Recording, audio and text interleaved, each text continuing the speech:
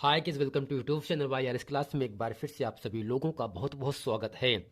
तो दोस्तों set number 7 2020 824 NP code में खंड का भौतिक विज्ञान प्रश्न नंबर 1 में दोस्तों जितने भी खंड हैं का खा गा घा, और दोस्तों प्रश्न नंबर 2 में जितने भी खंड हैं का खा गा, मैं उन सभी प्रश्नों को इस पूरे वीडियो में अच्छे तरीके से आप लोगों के सामने बताने वाला हूं। आइए दोस्तों चलते हैं प्रश्न नंबर 1 का अच्छे तरीके से पढ़ते हैं और आपको समझाते हैं। अब दोस्तों प्रश्न नंबर 1 का क्या कह रहा है। एक लेंस से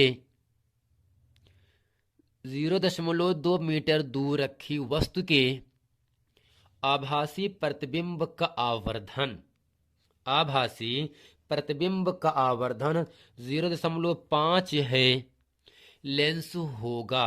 अर्थात दोस्तों कहने का मतलब क्या होगा, जो आपका आभासी प्रतिबिंब के क्षमता दिया है वह दोस्तों दिया है 0.5 दिया है, क्योंकि जो आवर्धन होता है यम का मान है वह दोस्तों प्लस में दिया है।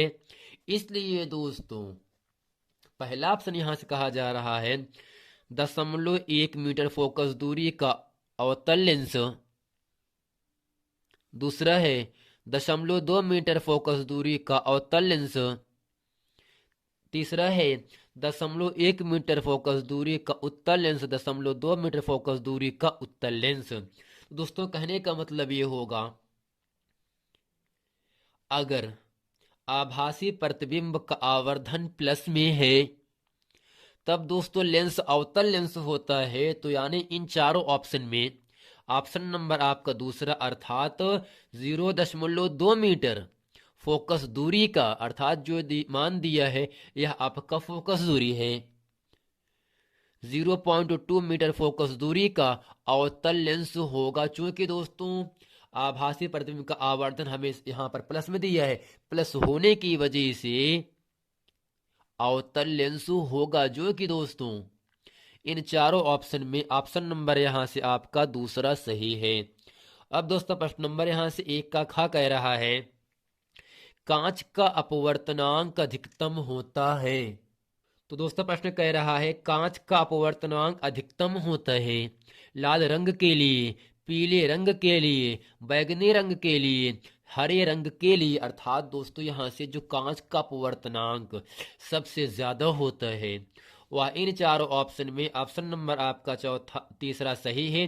बैगनी रंग के लिए, अर्थात बैगनी रंग के लिए कांच का अपवर्तनांक सबसे अधिक होता है, और दोस्तों लाल रंग के लिए कांच का अपवर्तनांक सबसे कम होता है। यानी दोस्तों कांच का अपवर्तनांक अधिकतम होगा बैगनी रंग के लिए, और दोस्तों न्यूनतम होगा, कम होगा लाल रंग के लिए।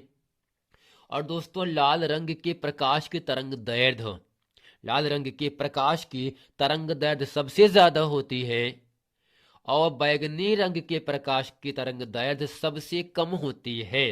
अर्थात कहने का मतलब ये होगा, इसमें आपको चार चीजें पढ़नी पड़ेंगी। तो जो कांच का अपवर्तनांक अधिकतम होता है वह बैगनी रंग के लिए अधिकतम होता है। कांच का अपवर्तनांक निम्नतम होता, अगर ऐसा कहता तब दोस्तों ऑप्शन होता यहां से लाल रंग के लिए। अगर दोस्तों प्रश्न में लिखा होता किस रंग के लिए प्रकाश की तरंगदैर्घ्य सबसे कम होती है, तो आपका उत्तर होना चाहिए बैगनी, यानी बैगनी रंग के लिए प्रकाश की तरंगदैर्घ्य सबसे कम होती है। और आपसे अगर ऐसे पूछेगा प्रश्न किस रंग के प्रकाश के लिए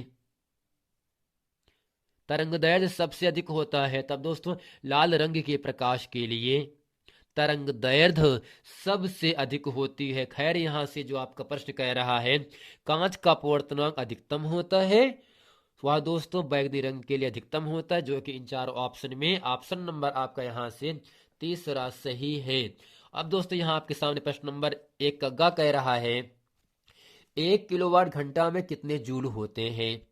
1 किलोवाट घंटा में कितने जूल होते हैं। अर्थात दोस्तों जो किलोवाट घंटा है जिसे लिखते हैं कि WH से लिखा जाता है ना, यानी 1 किलोवाट घंटा में कितने जूल होते हैं। पहला है 3600, दूसरा है 36 × 10⁻³ तीसरा है 3.6 गुण 10 की घात 5। चौथा है 3.6 गुण 10 की घात 6। तो दोस्तों कहने का मतलब क्या होगा, 1 किलोवाट घंटा में कितने जूल होते हैं, जो कि दोस्तों इन चारों ऑप्शन में ऑप्शन नंबर आपका यहां से चौथा सही है।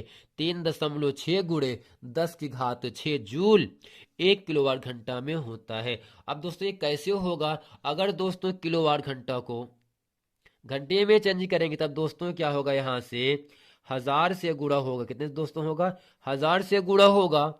अगर हम दोस्तों इस आवर को, इस घंटे को सेकंड में चेंज करेंगे तब दोस्तों 3600 से गुणा होता है। अब दोस्तों यहां से 36 इकन्नम 36 हो जाएगा। 3 2 दोस्तों कितना होगा आपका, 50 हो गया। 3 2 दोस्तों कितना होगा आपका, 50 हो गया ना। अब करना क्या है, 3.6, अगर दो दशमलव यहाँ पे लगाएंगे 3 और 6 के बीच में, तब दशमलव की दाएं तरफ 1 2 3 4 5 6 अंक आ रहा है। तो इसका मतलब होगा 10 की घात 6 जूल, अर्थात 1 किलोवाट घंटा में 3.6 गुणे 10 की घात 6 जूल आपका होता है, जो कि दोस्तों इन चार ऑप्शन में ऑप्शन नंबर आपका चौथा सही है, अर्थात 1 किलोवाट घंटा में 3.6 गुणे 10 घात 6 जूल होता है।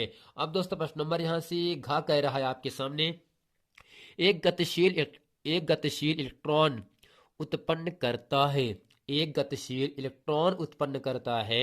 ऑप्शन पहला है केवल वैद्युत क्षेत्र, दूसरा है केवल चुंबकीय क्षेत्र, तीसरा है वैद्युत एवं चुंबकीय क्षेत्र दोनों, चौथा है कोई क्षेत्र नहीं। तो दोस्तों प्रश्न है, एक गतिमान इलेक्ट्रॉन उत्पन्न करता है, जो कि दोस्तों इन चारों ऑप्शन में ऑप्शन नंबर आपका यहां से तीसरा सही है। जो दोस्तों गतिमान इलेक्ट्रॉन होता है उससे वैद्युत आवेश और चुंबकीय क्षेत्र दोनों उत्पन्न होता है, अर्थात किसी गतिमान इलेक्ट्रॉन जब उत्पन्न होता है तब दोस्तों वहां से वैद्युत एवं चुंबकीय क्षेत्र, यानी वैद्युत क्षेत्र और चुंबकीय क्षेत्र दोनों उत्पन्न होते हैं गतिमान इलेक्ट्रॉन की वजह से, जो कि दोस्तों यहां से आपका ऑप्शन नंबर आपका तीसरा सही है।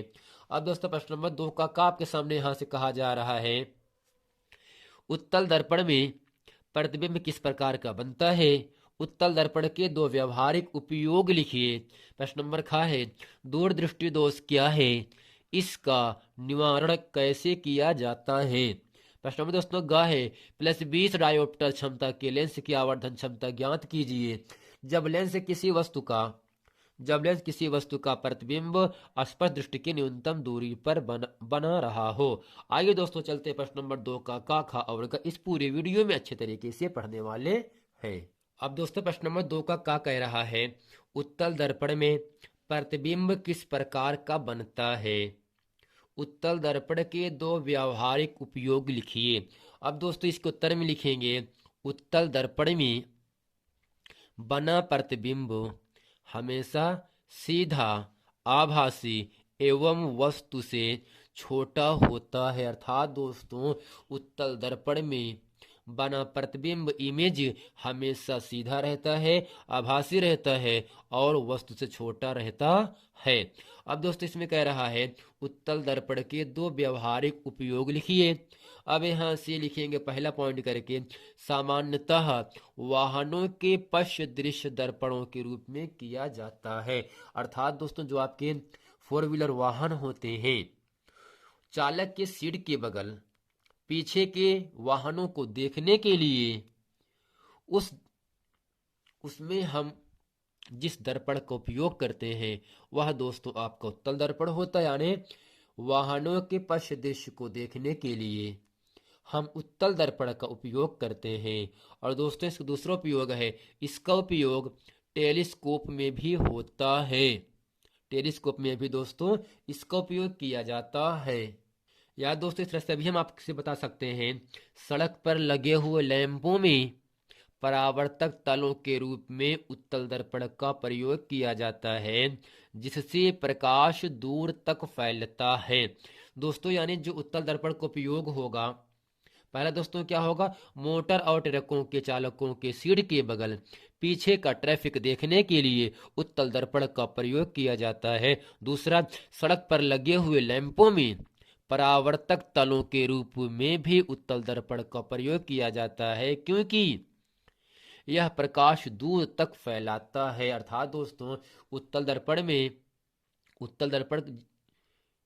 सड़क पर लगे लैंपों में जो उत्तल दर्पण का प्रयोग करते हैं उसमें प्रकाश दूर तक फैलता है, इसलिए दोस्तों सड़क पर लगे हुए लैंपों में हम उत्तल दर्पण का उपयोग करते हैं।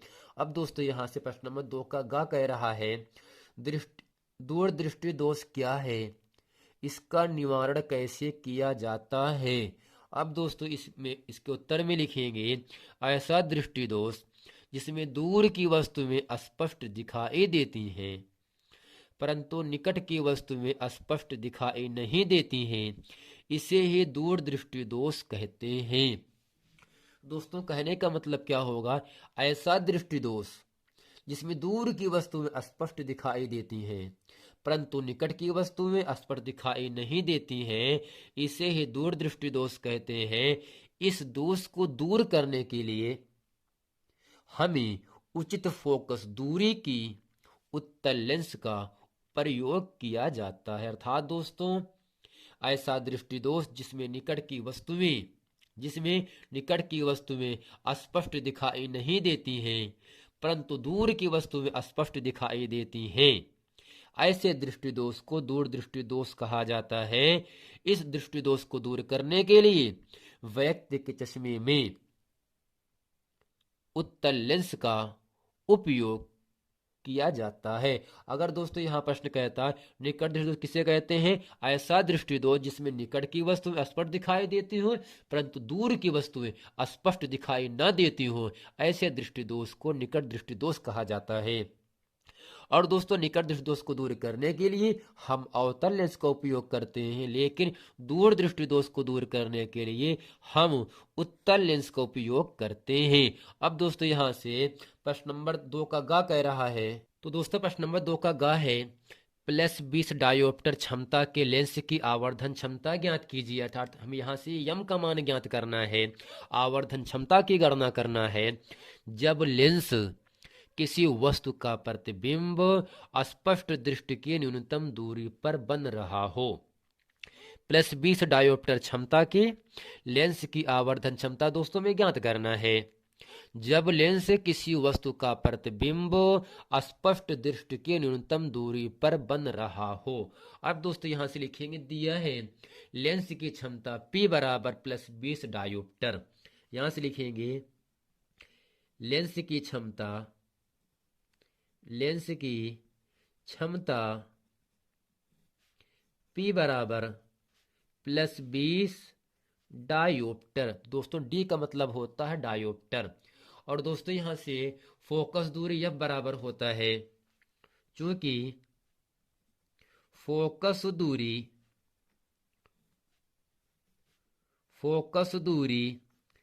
स्मॉल f बराबर 100/d।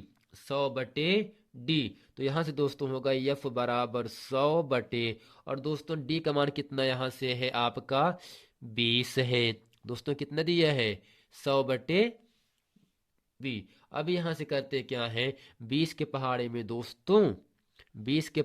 दोस्तों क्या होगा, यहां से 100 5 बार पे कट जाएगा, अर्थात यहाँ पे होगा 20 × 600 f बराबर 5 सेंटीमीटर।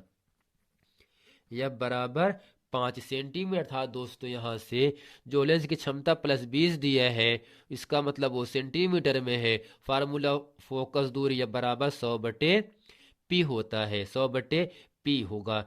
अब दोस्तों यहाँ से करते क्या है, f का मान 5 सेंटीमीटर हो गया, लेकिन यहाँ से कहा जा रहा है स्पष्ट दृष्टि की न्यूनतम दूरी पर बन रहा हो। क्योंकि दोस्तों स्पष्ट दृष्टि की जो न्यूनतम दूरी होता है यू होता है, तो यहां से लिखेंगे स्पष्ट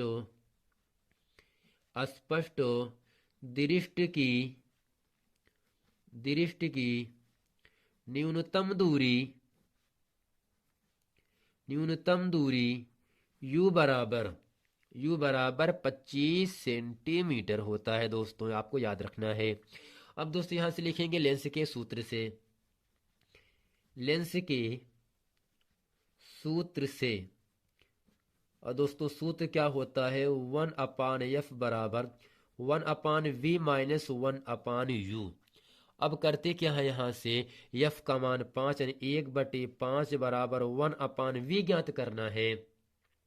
और दोस्तों यहां से दिया क्या है, v का मान 25 दिया है। और दोस्तों यहां से कहा जा रहा है माइनस 1/u।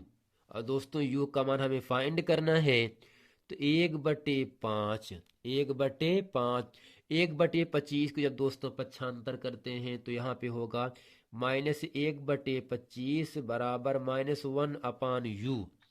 अब यहाँ से होगा 25 और 5 के एलसीएम 25 रहेगा, 5 हुआ 25, 5 का नम 5। और दोस्तों यहाँ से 25 से 25 कटे केवल आपको मिलेगा 1 बराबर -1/u। तो यहाँ से 5 में 1 घटाएंगे दोस्तों आपको मिलेगा कितना, 4 मिल जाएगा।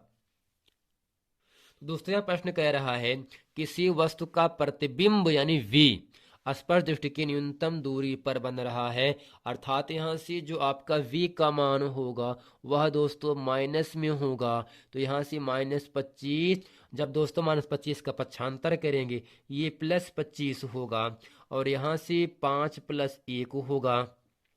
अब दोस्तों 5 में 1 जोड़ेंगे 6/25 बराबर -1/u।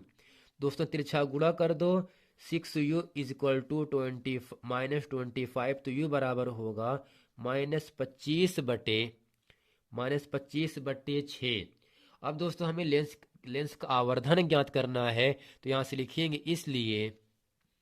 इसलिए लेंस का आवर्धन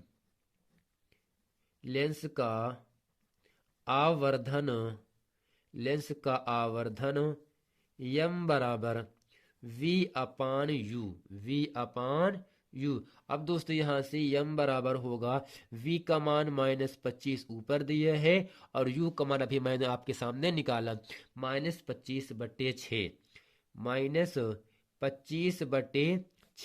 अब दोस्तों करते क्या है, यहां से 25 से 25 कट गया, माइनस से माइनस कट गया। अब दोस्तों इस 6 को ऊपर गुणा होगा तो m बराबर हो जाएगा दोस्तों यहाँ से 6 का नम दोस्तों होगा आपका 6, तो m बराबर दोस्तों 6 होगा, जो कि इस पूरे प्रश्न का उत्तर हो जाता है। दोस्तों यहाँ से क्यों इतना ही कह रहा है, +20 डायोप्टर क्षमता के लेंस की आवर्धन क्षमता की m का मान ज्ञात करना है जब लेंस किसी वस्तु का प्रतिबिंब स्पर्श दृष्टि की न्यूनतम दूरी पर बन रहा हो। दोस्तों यहाँ से लेंस की क्षमता P बराबर दिया है, P बराबर दोस्तों यहाँ से दिया है +20, और दोस्तों फोकस F बराबर फार्मूला होगा 100/P। तो दोस्तों 100 ऊपर है, P का मान दोस्तों +20 दिया है, 20 के पहाड़े में 100 5 बार पे, F बराबर 5। और किसी वस्तु का प्रतिबिंब यानी V स्पर्श दृष्टि की न्यूनतम दूरी पर बन रहा है, अर्थात यहाँ से v का मान -25 दोस्तों f बराबर 5, v बराबर -25 की सहायता से मैंने हल करने के बाद लेंस के सूत्र से u का मान -25/6 प्राप्त किया। हमें लेंस का आवर्धन ज्ञात करना है, और दोस्तों आवर्धन का सूत्र होता है m बराबर v/u, और दोस्तों v का मान -25 है, u का मान -25/6 रखा, 25 से 25 कट गया, माइनस से माइनस कट गया, इस 6 का गुणा 1 में होगा, तो m बराबर 6। यार दोस्तों m क्या है, लेंस की आवर्धन क्षमता है, जो कि आपसे पूछ रहा था। तो दोस्तों आशा करते हैं प्रश्न नंबर 2 का गा इसे अच्छे तरीके से आप लोगों को समझ में आ गया होगा। अब मिलते हैं दोस्तों नेक्स्ट वीडियो में, तब तक के लिए थैंक यू।